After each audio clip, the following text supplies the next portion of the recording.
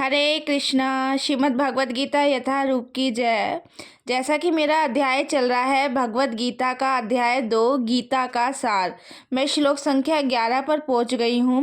मैं डेली भगवद गीता का एक एक श्लोक पढ़ती हूं, उसका हिंदी अनुवाद और तात्पर्य आपको पढ़ के सुनाती हूं और आप सबको समझाने का भी प्रयास करती हूं। भगवद गीता साक्षात भगवान कृष्ण द्वारा बोली गई है, तो एक एक श्लोकों के माध्यम से हम भगवान कृष्ण की वाणी को समझने का प्रयास करते हैं।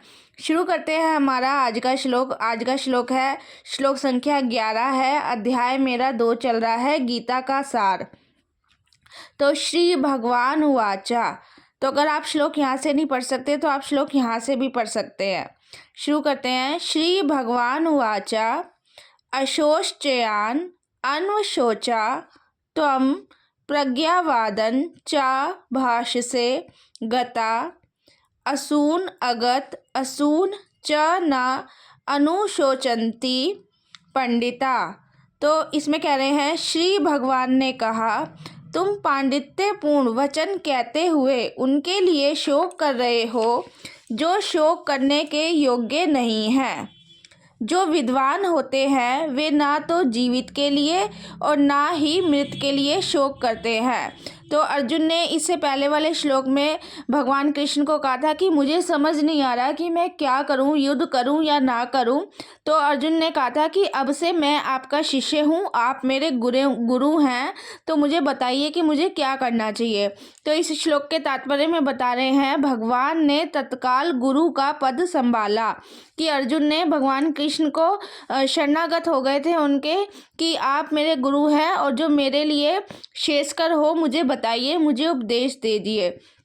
तो इसके तात्पर्य में बता रहे हैं भगवान ने तत्काल गुरु का पद संभाला और अपने शिष्य को अप्रत्यक्षता मूर्ख कहकर डांटा। उन्होंने कहा, तुम विद्वान की तरह बातें करते हो किंतु तुम यह नहीं जानते कि जो विद्वान होता है अर्थात जो यह जानता है कि शरीर तथा आत्मा क्या है, वह किसी भी अवस्था में शरीर के लिए चाहे वे जीवित हो या मृत शोक नहीं करता। तो भगवान ना अर्जुन को डांट रहे हैं, कह रहे हैं तुम उन लोगों के लिए शोक कर रहे हो जो शोक करने के लिए योग्य नहीं है। जो विद्वान होते हैं वे ना तो जीवित के लिए शोक करते हैं ना ही मृत के लिए। तो भगवान एक तरह से अर्जुन को इस श्लोक में डांट रहे हैं कि तुम उन लोगों के लिए शोक कर रहे हो जो योग्य ही नहीं है इस चीज़ के। तो भगवान कह रहे हैं तुम विद्वानों की तरह, पंडित की तरह बात कर रहे हो, लेकिन जो असली विद्वान होता है वह ना तो जीवित के लिए शोक करता है ना मृत्यु के लिए। तो इस श्लोक में कह रहे हैं यह शरीर जन्मता है और आज या कल इसका विनाश निश्चित है। अतः शरीर उतना महत्वपूर्ण नहीं है जितना कि आत्मा। जो इस तथ्य को जानता है वही असली विद्वान है।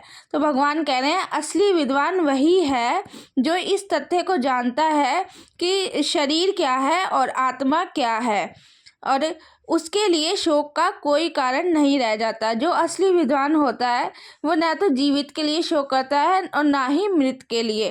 तो यहाँ पर भगवान कृष्ण ने गुरु का पद संभाला है और गुरु का पद संभाल कर भगवान अर्जुन को इस तरह की बातें समझा रहे हैं। हरे कृष्णा।